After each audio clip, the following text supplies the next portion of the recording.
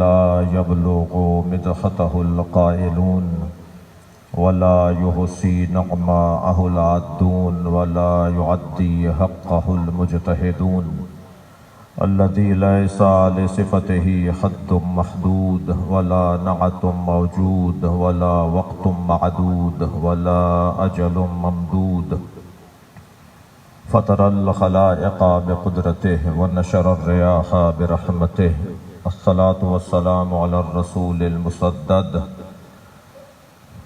أعني أبا القاسم محمد الله صل على محمد وعلى محمد وآله الطيبين الطاهرين المعصومين الذين أذهب الله عنهم الرجس وطهرهم تطهيرا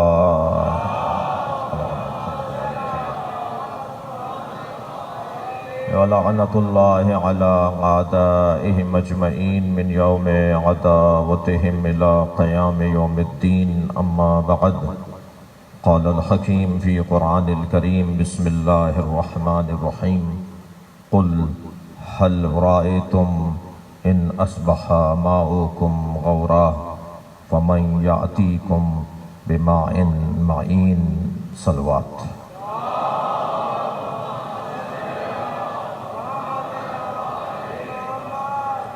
التماس کروں گا انتہائی عاجزی اور انتہائی تشکر و سپاس کے ساتھ آپ کی تشریف آوری علالت کے ایام میں صحت کی دعاؤں اور آج مجلس سویم میں مغفرت کے لیے آپ سب کا ممنون ہوں، آپ سب کا اپنے والد کی طرف سے، بھائی صاحب کے بچوں کی طرف سے، اپنے بھائیوں کی طرف سے آپ سب کا ممنون ہو کہ ہم اس قابل نہیں تھے جتنا آپ نے ہم سے محبت کا اظہار کیا ہے۔ سورہ فاتحہ تلاوت فرمائیں۔ بسم اللہ الرحمن الرحیم الرحمن الرحیم مالک یوم الدین ایاک نعبد و ایاک نستعین اهدنا الصراط المستقیم صراط الذین انعمت علیہم غیر المغضوب علیہم ولا الضالین۔ بسم اللہ الرحمن الرحیم قل هو اللہ احد اللہ الصمد لم یلد ولم یولد ولم یکن له۔ بسم اللہ الرحمن الرحیم قل هو اللہ احد اللہ الصمد لم یلد ولم یولد ولم یکن له کفوا احد۔ بسم اللہ الرحمن الرحیم قل هو اللہ احد اللہ الصمد لم یلد ولم یولد ولم یکن له کفوا احد۔ اللہم صل علی محمد وعلی محمد۔ جتنے بھی ہاتھ یا اللہ تیری بارگاہ میں بلند ہیں اور پوری دنیا سے پیغامات موصول ہوئے ہیں کہ اتنے قرآن ختم کیے جا چکے ہیں، اتنی مجلسیں ہو چکی ہیں، اور یہ ہمارے جناب محترم چاند بھائی کی طرف سے، امام بارگاہ سلمان فارسی کی طرف سے قرآن خوانی، اس طرح کے اور بھی میرے پاس تحریریں موجود ہیں جنہیں پڑھنے سے گریز کروں گا کہ یہ ایصال ثواب کا اہتمام جہاں جہاں ہوا ہے، آج جو اہتمام ہوا ہے، ان تمام نیکیوں کا ثواب، ان تمام دعاؤں، مناجات، تلاوت قرآن، یہ جو ابھی مدح اہل بیت ہوئی، یہ جو سوزخانی سے لے کر تلاوت سے لے کر اب تک اور اب میں اور ہم بیٹھے ہیں، ان تمام کا ثواب کہ طفیل چہردہ معصومین مرحوم مغفور نباز ملت جعفریہ خوب جانتے تھے ملت کے مسائل کو کیسے حل کیا جائے۔ میرے معلم، میرے استاد، میرے باپ کے بعد باپ حضرت مولانا سید محمد عون نقوی، یا اللہ ان کے درجات بلند ہیں، انہیں بلند تر فرما۔ ماہ مبارک رمضان کی پہلی جمعرات، نوچندی جمعرات انہیں نصیب ہوئی، اور روز جمعہ انہیں قبر کے آغوش میں دیا۔ وہ شاید ہماری والدہ کے آنے کا انتظار کر رہے تھے۔ میں روزانہ جب ان کے پاس جاتا تھا تو پہلا سوال کرتے تھے کہ باجی کیسی ہیں؟ ہم اپنی والدہ کو باجی کہتے ہیں، جو ہمارے ماموں ہم ساتھ رہتے تھے، یہ ہمیں ہماری والدہ کو باجی کہتے تھے، تو ہم سب بہن بھائی باجی کہتے تھے۔ تو مجھ سے کہتے تھے باجی کیسی ہیں؟ تو میں کہتا تھا وہ کہہ رہی ہیں مجھے لے کے چلو، تو کہ نہیں انہیں لے کر نہیں آؤ، وہ مجھے اس حالت میں دیکھ کے پریشان ہوگی۔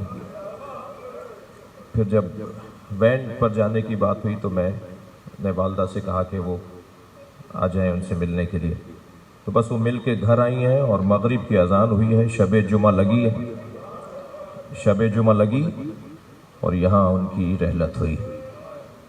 تو یہ کچھ نشانیاں تو ہیں، علماء کرام بیٹھے ہیں جو اس بات کی طرف ہماری رہنمائی کرتی ہیں کہ یہ نشانیاں ہیں قبولیت درگاہ پروردگار ہونے کے لیے، کہ ان کا مقام اللہ کی بارگاہ میں مقبول تھا، وہ اللہ کی بارگاہ میں درجہ رکھتے تھے، لہٰذا انہیں یہ سعادتیں نصیب ہوئیں۔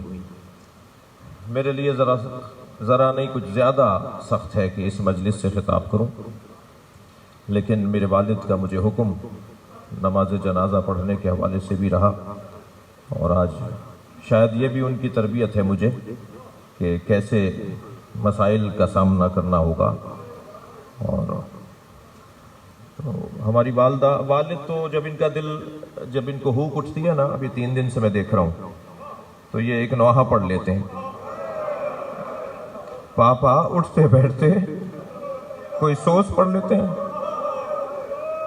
کوئی نوحہ پڑھ لیتے ہیں، کوئی مرثیہ کا بند پڑھ لیتے ہیں، مگر جب والدہ کے پاس جاتا ہوں تو وہ اس نوحہ خوانی اور سوز خوانی کا ان کا نہیں ہے، تو انہیں سوائے روتے ہوئے میں نہیں پا رہا کچھ اور خاص طور پر سو کر آدھے میں اٹھ کر آواز دیتی ہیں، جیسے اندر سے ان کو۔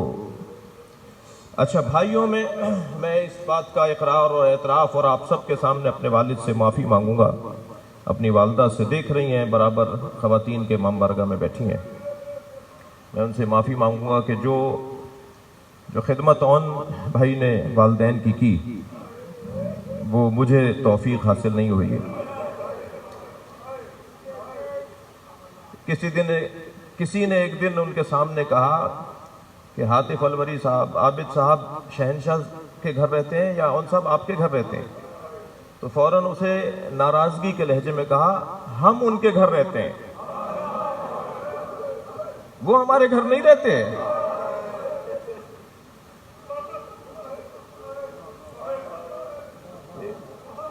اسے ناراض ہو کر کہنے لگے یہ نہیں کہو کہ وہ ہمارے یہاں رہتے ہیں، ہم ان کے گھر رہتے ہیں۔ والدہ جب سو جاتی تھی تو دیکھتے تھے کہ سو گئی ہیں، تو ان کے پیروں کا بوسہ لینے کا بھی ان کا مزاج تھا۔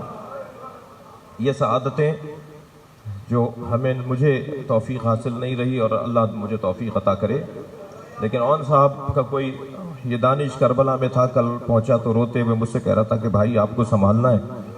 میں نے کہا میرے بس کی نہیں ہے، میں اون صاحب جیسا نہیں ہو سکتا۔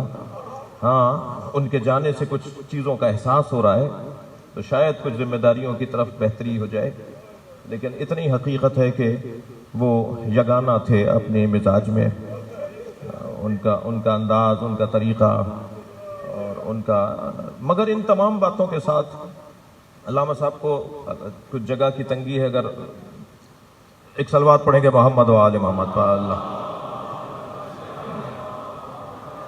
اس سے بہتر صلوات ہدیہ کریں گے۔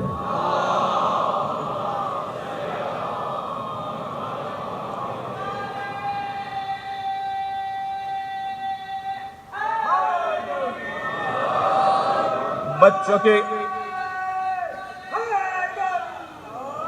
سوچا تو میں نے کچھ اور تھا، شاید کچھ باتیں اس سے حوالے سے ہو جائیں، لیکن میرا دل کر رہا ہے کہ ایک دو باتیں ان سے متعلق وہ میرے اور مجھ جیسوں کے سیکھنے کے لیے ہیں۔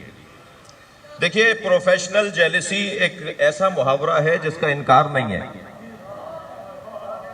ڈاکٹر حضرات سے کھچے رہتے ہیں، انجینئروں سے کھچے رہتے ہیں، قانوندانوں سے کھچے رہتے ہیں، مولوی بھی اسی دنیا میں رہتے ہیں، علماء کرام بھی، مولوی حضرات بھی اسی زمین پہ رہتے ہیں، لہذا جیسے ہر فیلڈ اور ہر شعبے میں ایک آپ بولتے ہیں پروفیشنل جیلسی، وہ کیفیت ہر فیلڈ میں پائی جاتی ہے، اور ہمارے ہاں تو میں زیادہ بولوں گا تو میرے پر جل جائیں گے، اس لیے اجازت چاہتے ہوئے صرف اتنا جملہ کہوں گا کہ ہاں ہمارے ہاں بھی علامہ صاحب اس کی سند بتائیں گے کہ حدیث کتنی معتبر ہے کہ علماء میں حسد کا کوئی مادہ پایا جاتا ہے یا نہیں، لیکن اون صاحب کے اندر یہ حسین خوبی تھی کہ اگر مبتدی طالب علم، یعنی جو ابھی صرف و نحو پڑھ رہا ہے، ہدایت سمدیہ پڑھ رہا ہے، مثلا ملا محسن مثلا صرف سادہ اور صرف مقدماتی، یہ نئی نئی کتابوں کے نام ہیں، ابھی ابتدائی طالب علم اگر بھی ہے نا تو اسے مولانا کہے بغیر نہیں رکتے تھے، اور اگر وہ کہیں پیچھے بیٹھا ہوتا تھا اسے اپنے ساتھ بٹھاتے تھے، اسے حوصلہ دینا، اگر اسے کسی طرح کی کوئی ضرورت ہے تو اس کو پورا کرنے کی کوشش کرنا۔ یہ ساری باتوں کے بعد میں ان سے چھوٹا 8 سال چھوٹا ہوں، مجھے مجالس لکھ کے دیتے تھے خیرپور میں، جب بچپن کی مجالس، بچوں کی مجلسوں میں پڑھنے کو ہمیں شوق ہوتا تھا، تو مگر اس کیفیت کے بعد کہ ان کی شہرت کسی قدر، ان کا حساب ہی علیحدہ تھا، ہمارا حساب علیحدہ ہے، اس کے باوجود کبھی انہوں نے اس بات کا بال برابر بھی احساس نہیں ہونے دیا کہ میرے بارے میں ان کی جو رائے تھی وہ آپ کے سامنے ہے۔ یہ ان کے بڑے پن کی علامت تھی، یہ ان کے بزرگ ہونے کی علامت ہے۔ انسان فٹوں سے نہیں ناپا جاتا، انسان انچی ٹیپوں سے نہیں ناپا جاتا، انسان بردباری سے ناپا جاتا ہے، تحمل مزاجی سے ناپا جاتا ہے، کتنی اس کے اندر برداشت ہے، کتنی تحمل مزاجی ہے۔ مولا علی فرماتے ہیں خبردار اہل بیت کے مسئلے میں الجھو نہیں، کوئی کہے گا کہ وہ بھی اہل بیت میں ہے، کوئی کہے گا وہ بھی اہل بیت میں ہے، میں اقوال نقل نہیں کر رہا، مولا فرماتے ہیں خبردار اہل بیت کے مسئلے میں الجھو نہیں، بلکہ یخبرکم حلمہم عن علمہم، اہل بیت کا حلم ان کے علم کا پتہ بتائے گا، ان کا وجود پکار کر بتائے گا کہ یہ اہل بیت ہے۔ لہذا انسان کی جو شخصیت ہے، اب دیکھیے چلے گئے، آج سویا میں کچھ دن بعد ہم اعلان کریں گے چہلم کا، پھر پہلی برسی ہوگی نہیں معلوم، اور پھر ہم ہوں گے یا نہیں ہوں گے، لیکن پہلی برسی ہوگی، اور اسی طرح سلسلہ آگے بڑھتا رہے گا۔ بات شخص چلا گیا، شخصیت چلی گئی، مگر اس کا کردار، اس کے افعال، اس کے طور طریقے، وہ ایک ایسے چراغ کی طرح ہیں جس سے چراغ جلتا ہے، اور مسلسل لوگوں کو اس سے ہدایت ملتی رہے گی۔ بہت کچھ سوچا تھا، لیکن بہرحال شخصیات کی تشریف فرمائی بھی مانے ہے کہ میں زیادہ اس مجلس میں آپ کو زحمت نہ دوں۔ میں نے آپ کے سامنے جس آیت کی تلاوت کی وہ سورہ ملک کی آخری آیت ہے، اور جس کا نشان ہے 30ویں آیت ہے۔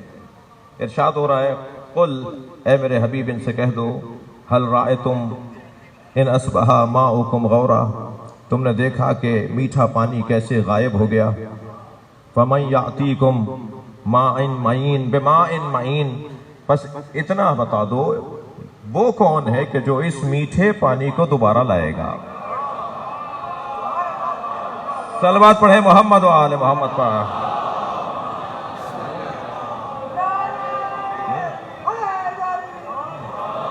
بلندتر صلوات محمد و آل محمد۔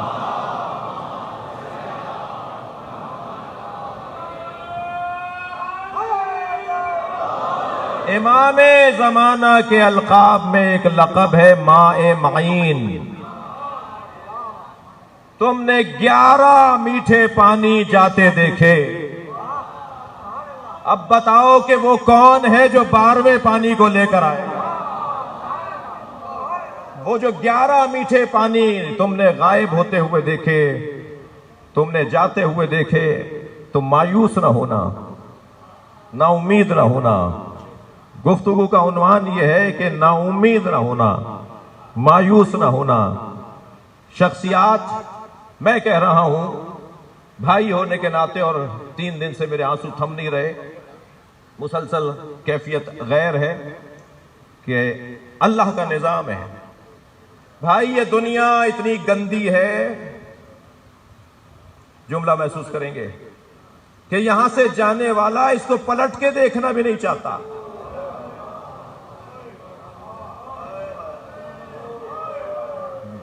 بلا تشبیہ ایک گندے کیچڑ سے بھرے ہوئے، گند سے بھرے ہوئے ایک تالاب سے اگر کوئی نکل کر باہر آئے، کپڑے تبدیل کر لے، پھر اس سے کہا جائے ادھر پلٹ کے تو دیکھو، تو وہ جواب دے گا کہ میں اس کی طرف پلٹ کے دیکھنے کو تیار نہیں ہوں۔ اب سمجھ میں آیا کہ یہ جانے کے بعد ہمارے خواب میں بھی کیوں نہیں آتے؟ ان کو تو یہاں کا شوق ہی نہیں ہے، یہ تو یہاں رہنا، یہ یہاں سے آزاد ہو کر گئے ہیں، اور کیسے پلٹ کر یہاں دیکھیں؟ اچھا ہماری آنکھوں پہ تو حجاب ہے نا، چشم برزخی ہماری تو بند ہے نا، ابھی تو آنکھیں کھلے۔ مولا فرما رہے ہیں کہ لوگ سو رہے ہیں، جب مریں گے تب اٹھیں گے۔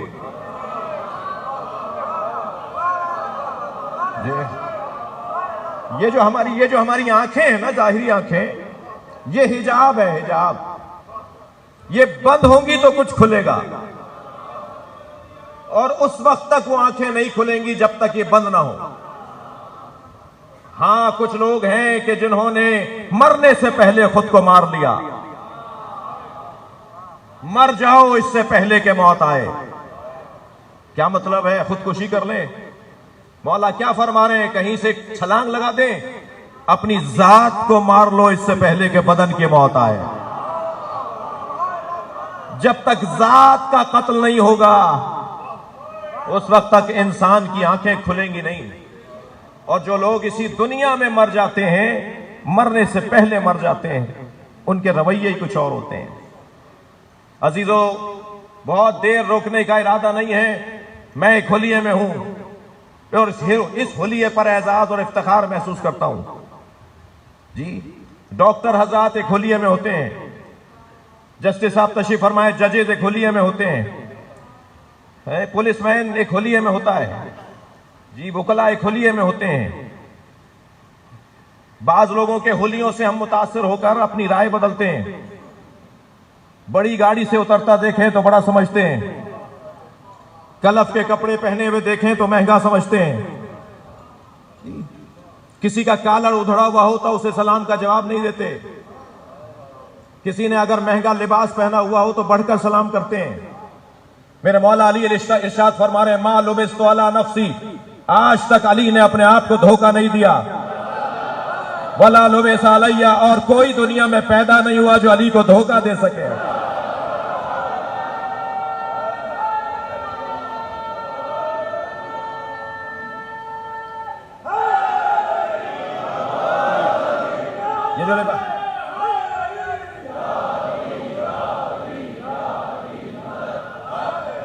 یہ جو میں اور آپ، ہم سب اس وقت لباس پہنے بیٹھے ہیں،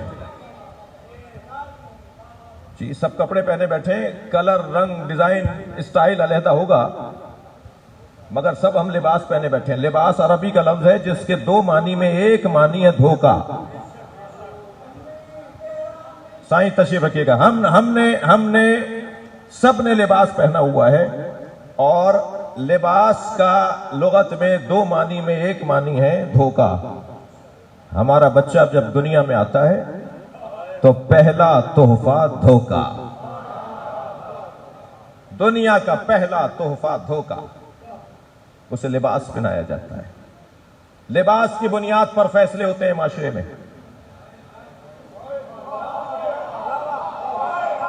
خبردار لباس اور حلیہ معیار نہیں ہے۔ مجھے ایک جملہ کہنے دیجئے، دور بھی پیکنگ کا ہے، جس کی پیکنگ اچھی اس کی قیمت اچھی، لیکن نہیں، میں اور آپ جس مجلس میں بیٹھے ہیں وہاں اینک بدلوائی جاتی ہے، ہم جس فرش پہ بیٹھے ہیں وہاں دید تبدیل کروائی جاتی ہے، ہمیں وہ دکھایا جاتا ہے جو حسین دیکھتے ہیں۔ میں ایک جگہ سے گزر رہا تھا، راستے میں سانپ بیٹھا ہوا تھا، میرے بڑھتے ہوئے قدم رک گئے، میں سوچنے لگا موذی ہے یہ سانپ، موذی ہے، حملہ کرے گا۔ لوگوں نے دیکھ کر مجھ پہ تبصرے شروع کیے، مولانا کو دیکھو بڑی شجاعت کی باتیں کرتے ہیں، سانپ سے ڈر رہے ہیں۔ ابھی میں کھڑا سوچ رہا تھا کہ مجھے کیا کرنا چاہیے، برابر میں ایک بچہ آ کے کھڑا ہوا، کہنے لگا مولانا یہ پلاسٹک کا سانپ ہے۔ جب مجھے معلوم ہوا پلاسٹک کا سانپ ہے تو میں نے اسی پر پیر رکھا، اسے کچلتا ہوا چلا گیا۔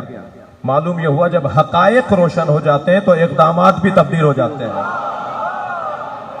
جملہ ہدیہ کر رہا ہوں، ساری دنیا جس یزید سے ڈر رہی تھی، حسین اس کی حقیقت کو جانتے تھے۔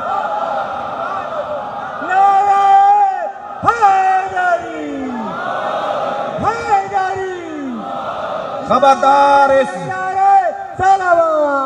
اللہم صلی علی محمد، اس فرش عزا پر بیٹھنے والا کچھ اور دیکھتا ہے۔ میں ایک جملہ بار بار اپنی خطابت میں کہتا ہوں، چھوٹا سا ذاکر ہوں، مگر پیواڑ کی پہاڑی سے لے کے کراچی کے ساحل تک کوئی شہر کوئی گاؤں نہیں چھوڑا جہاں حاضری نہ دی ہو۔ تو ایک جملہ کہنے جا رہا ہوں، پاکستان میں ہمارا کوئی دشمن نہیں ہے۔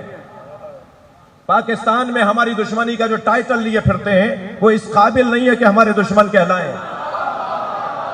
ہم سے دشمنی کرنے کے لیے قابلیت چاہیے جو ان میں نہیں ہے۔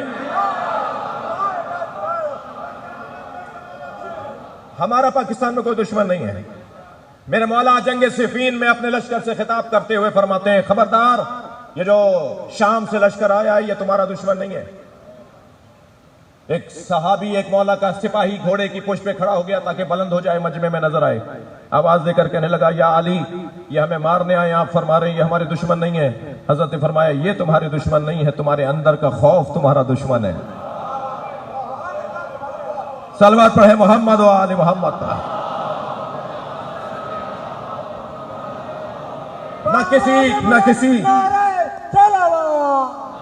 نہ کسی پیسے والے سے ڈرنا، میرے الفاظ ہیں، نہ کسی پیسے والے سے ڈرنا، نہ کسی منصب والے سے دبنا، نہ کسی گاڑی والے سے گھبرانا، بلکہ خود اعتمادی کا پیغام تھا محمد اون نقوی کا۔ جی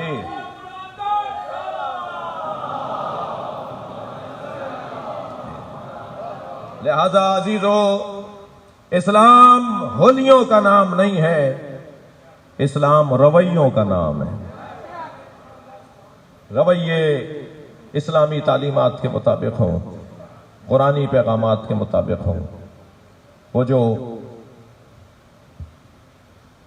میاں پانی گم ہوئے، میٹھے پانی غائب ہوئے، وہ ایک پانی پھر لانے والا اللہ ہی ہے۔ اور ہمیں آئندہ آنے والی شخصیات، مولانا علامہ رضا جعفر صاحب سے دعا لینے کے لیے جملہ کہہ رہا ہوں۔ مبشر زیدی آئے ہیں، ابرار واپس آئے ہیں، اور شخصیات واپس آ رہی ہیں نجف اور قم سے۔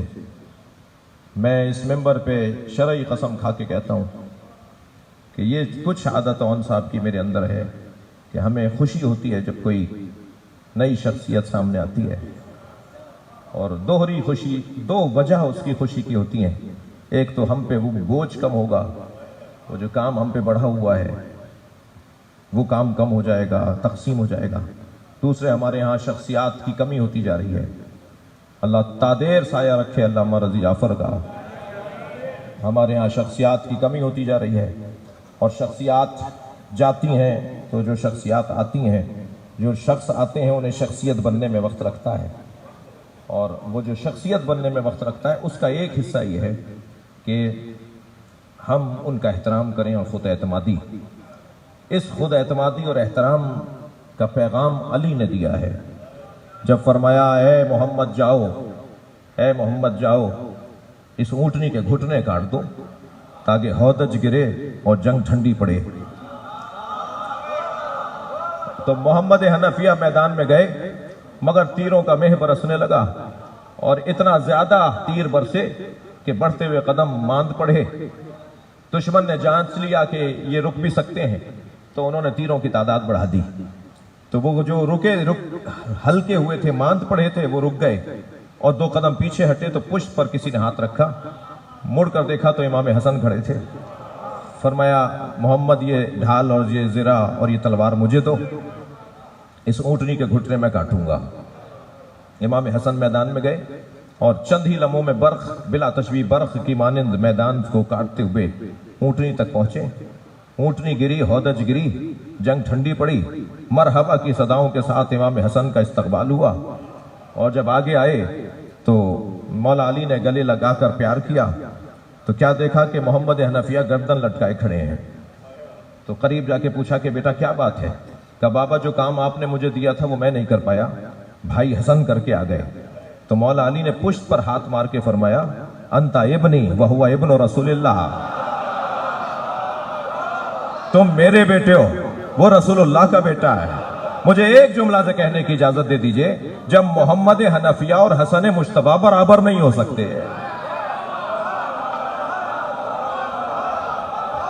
تو امت کو اصحاب اور اہل بیت کی برابری کا شوق کیا ہے؟ صلوات پڑھیں محمد و آل محمد پر۔ نعرہ حیدری، بابا جب نعرہ صلوات۔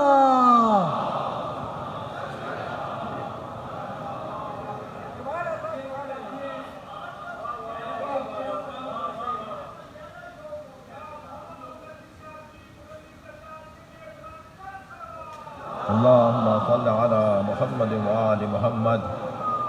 وقت کی تنگی ہے، مجھے بیان مصائب سے بھی گزرنا ہے، اور ابرار بھائی کے اختیارات اتنے زیادہ ہیں کہ یہ مجھے بھی گھڑی دکھاتے ہیں جنہوں نے انہیں گھڑی پہنائی ہے۔ مجھے خود اندازہ ہے، میرے گھر کی مجلس ہے،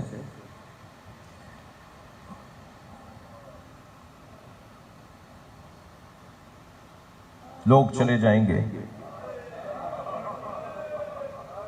مگر وہ ذکر باقی رہے گا۔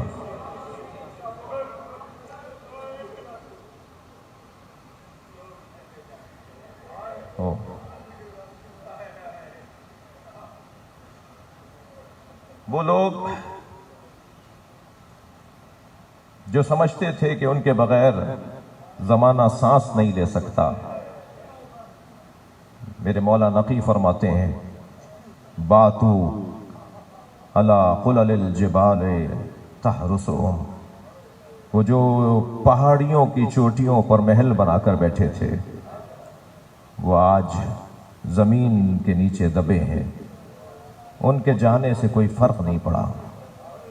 عزیزو، یہ ممبر رہے گا، میں نہیں رہوں گا، یہ امام بارگاہ رہے گا، آپ نہیں رہیں گے، ہم سے مجلس نہیں ہے۔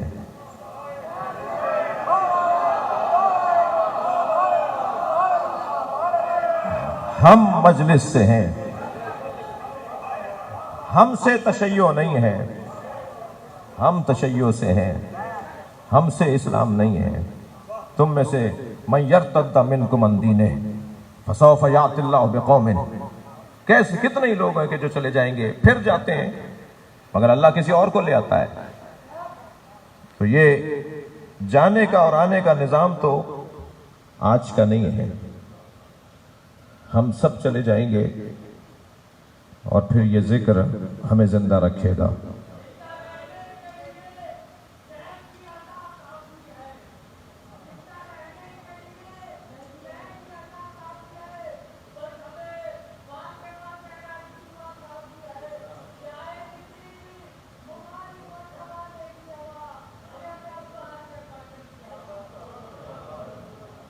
یہ ذکر باقی رہے گا۔ ذاکر کا مقام، سامع کا مقام، بانی کا مقام صاحب ذکر نے بنایا ہے۔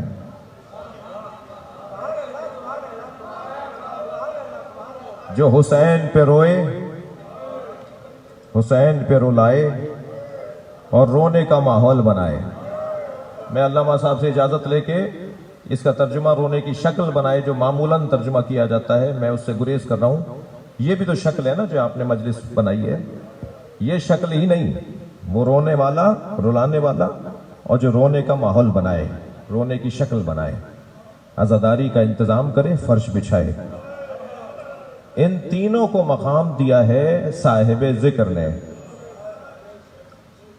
اس صاحب ذکر میں کہ جس نے کربلا میں بہت لاشیں اٹھائے ہیں۔ میرے لیے مشکل ہے کہ میں کہاں سے بات کو شروع کروں، میرے مولا میری مدد کریں گے۔ ابھی بیٹھا سوچ رہا تھا کہ مصائب کس کے پڑھوں، مصائب کس کے پڑھوں۔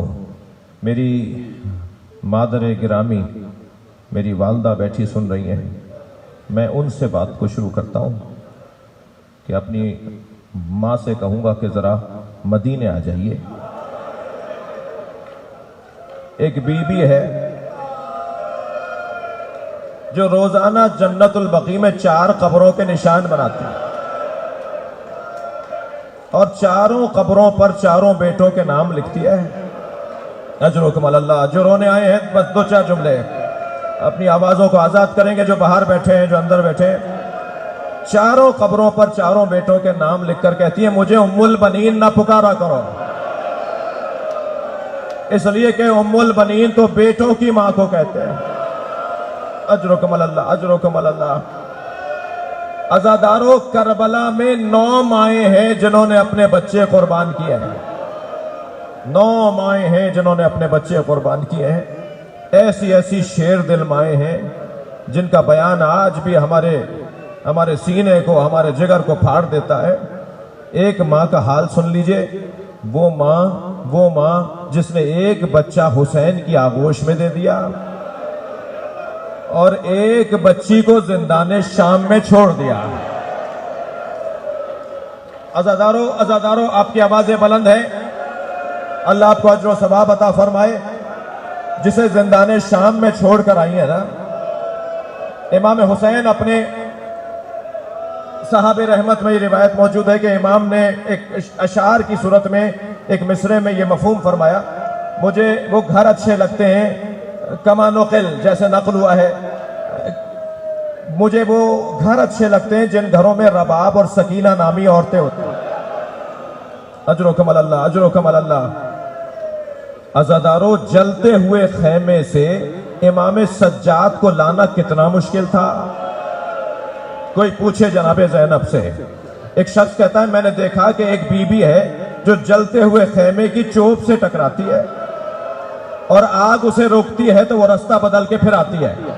یہ کہتا ہے میں یہ سمجھا شاید اس کے سر پہ چوٹ لگی ہے اور اس کی آنکھوں کا نور چلا گیا ہے اور اسے نظر نہیں آ رہا کہ آگے آگ جل رہی ہے. کہتا ہے میں قریب گیا اور میں نے کہا بی بی تمہیں نظر نہیں آ رہا، آگے تو آگ ہے، تم وہاں جا رہی ہو. تو اس نے مڑ کر دیکھا اور کہا یا شیخ انا لنا علیل، اس خیمے میں ہمارا ایک بیمار رہ گیا جو اپنے پیروں سے چل کے نہیں آ سکتا، میں اسے لینے کو جا رہی ہوں. اور وہ بی بی جلتے ہوئے خیمے میں چلی گئی، اپنی پشت پر امام سجاد کو اٹھا کر لائی. میں نے رونے والوں سے ایک سوال کرنا ہے کہ جلتے ہوئے خیمے سے امام سجاد کو لانا کتنا مشکل تھا. کوئی پوچھے جناب زینب سے قبر سکینہ سے جناب رباب کو اٹھانا اس سے زیادہ مشکل. بی بی کو لے کر آتے تھے، بی بی پھر چلی جاتی. اجرکم اللہ. اجرکم اللہ. اجرکم اللہ. اجرکم اللہ. اپنی آوازوں کو آزاد رکھیں گے. 2 جملے اور. ایک بچی زندان شام کے حوالے کر دی اور ایک بچہ اجلا سا کرتا پہنا کر، بال جھنڈولوں میں کنگھی کر کے، آنکھوں میں سرما دے کے، عجب نہیں باپ کے ہاتھوں پہ دیتے ہوئے کہا ہو بیٹا اگر تیری دادی نے پوچھ لیا تیری ماں نے منہ کیوں نہیں دھلایا تو کہہ دینا میری ماں کے پاس پلانے کو پانی نہ تھا. بنا کر شکل مجاہد کی لے چلے شبیر، الٹ دیا علی اصغر کی آستینوں کو. ایک مجاہد کی طرح حضرت علی اصغر کو لے کر گئے، تیرے سے شعبہ سے بچے کے گلے پر ایسا وار کیا گیا، لاشا لے کر آئے، خیمے کے قریب پہنچے تو خیال آیا ماں دیکھے گی تو مر جائے گی.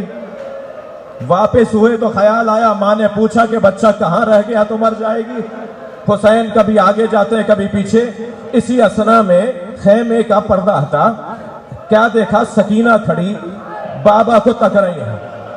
بھائی علی اصغر بابا کی گود میں متحرک نہیں ہے، ہاتھ پیر چل نہیں رہے. کچھ دیر پہلے جو تڑپ رہا تھا اب اس کے ہاتھوں میں حرکت نہیں ہے. اور بابا پانی پلانے لے گئے تھے تو وہیں سے آواز دے کر کہا بابا میں بھی پیاسی ہوں، مجھے بھی پانی پلا لائیے. حسین کیا جواب دے کہ کیسا پانی پلایا ہے؟ کہ ایک مرتبہ سکینہ کی آواز سن کے رباب خیمے کی در پر آئی. ماں کو دیکھ کر جناب امام حسین نے فرمایا رباب بتاؤ میں کون ہوں. اپنی زوجہ سے سوال کیا میں کون ہوں؟ فرمایا آپ میرے مولا ہیں، آپ حجت خدا ہیں. ابا کا دامن ہٹا دیا. ماں نے خون میں لت پت ایک بچہ دیکھا. ننھے ننھے لبوں پہ لب رکھ دیا، بوسے دے کر کہا یا بنیا مثلو کا ینہر، اے میرے لال کیا تو جیسے نہر کیے جاتے؟ بہت گریہ ہو گیا، مجلس مکمل ہو گئی، مجھے ایک منزل کے لیے آپ کو زحمت دینا تھی۔ وہ منزل یہ ہے، شام غریبہ میں پانی آیا، کھانا آیا، میری تحقیق نہیں ہے کہ کہاں سے آیا، مگر یہ سب نے لکھا اور پڑھا کہ کھانا پانی آیا، بیویوں کو بچوں کو پانی پلایا گیا، کھانا کھلایا گیا، اور سب بچوں کو پلا دیا گیا تو پھر بڑوں کو پلایا گیا۔ اور وہ منزل بھی بڑی سخت تھی کہ جب جناب سکینہ کو جناب زینب نے پانی دیا تو بیوی نے کہا پھوپھی اماں آپ مجھ سے زیادہ پیاسی ہیں، اجرکم اللہ اجرکم اللہ، پھوپھی اماں آپ مجھ سے زیادہ پیاسی ہیں۔ فرمایا پہلے بچے پانی پیتے ہیں پھر بڑے پانی پیتے ہیں۔ تو جناب سکینہ نے کوزہ اٹھایا اور زندان اور ایک مرتبہ بیابان اور صحرا کی طرف روانہ ہوئی۔ فرمایا میرا بھائی علی اصغر مجھ سے زیادہ پیاسا ہے۔ پانی بچوں نے پیا پھر بیویوں نے پیا۔ ممبر کا ادب مانے ہے، میں صرف اشارے میں بات کروں گا۔ اللہ کرے میرا مجمع، سارا مجمع میرا متوجہ ہو جائے۔ آپ کے گھروں میں دودھ پیتے بچے بھی ہیں، آپ جانتے ہیں دودھ پیتے بچوں کی ماؤں کی حالت کیا ہوتی ہے۔ میرے ایک دوست ہندوستان کے رہنے والے بنارس کے مولانا شمیم الحسن صاحب کے فرزند، وہ بیان کر رہے تھے کہ ان کے امام بارگاہ سے تعزیے کا اور ذوالجناح علم کا جلوس روز عاشور نکل کے کربلا جاتا ہے۔ تو جلوس نکلا تو ہم آگے آگے روڈ پہ جا رہے تھے تاکہ انتظامات دے سکیں۔ کچھ آگے گئے تو چارراہے پر ہزاروں کی تعداد میں ہندو عورتیں کھڑی ہوئی ہم نے دیکھی۔ قریب گئے تو اور بات محسوس ہوئی کہ ہر ایک کی گود میں دودھ پیتا بچہ ہے۔ کہنے لگے ہم برابر سے گزرے تو ایک عورت نے آواز دے کر کہا بھائی مسلمان لگتے ہو؟ تو مولانا نے کہا ہاں مسلمان ہیں۔ کہنے لگی بتاؤ بابا حسین کا جلوس کب آئے گا؟ تو مولانا کہنے لگے میں نے کہا کہ تمہیں بابا حسین کے جلوس کا انتظار کیوں ہے؟ تو کہنے لگی تمہیں نہیں پتا آج حسین کا بچہ بھوکا مارا گیا، ہم آج اپنے بچوں کو دودھ نہیں پلاتے جب تک تعزیہ دفنا نہ دیا جائے۔ اب اس روایت کو سننے کے بعد یہ جملہ سنیے، پہلے بچوں نے پانی پیا پھر بیویوں نے پانی پیا، آدھی رات گزری، جناب رباب جناب زینب کے برابر میں آ کے بیٹھی اور کہنے لگی مجھے علی اصغر یاد آ رہا ہے، میرا بچہ بھوکا مار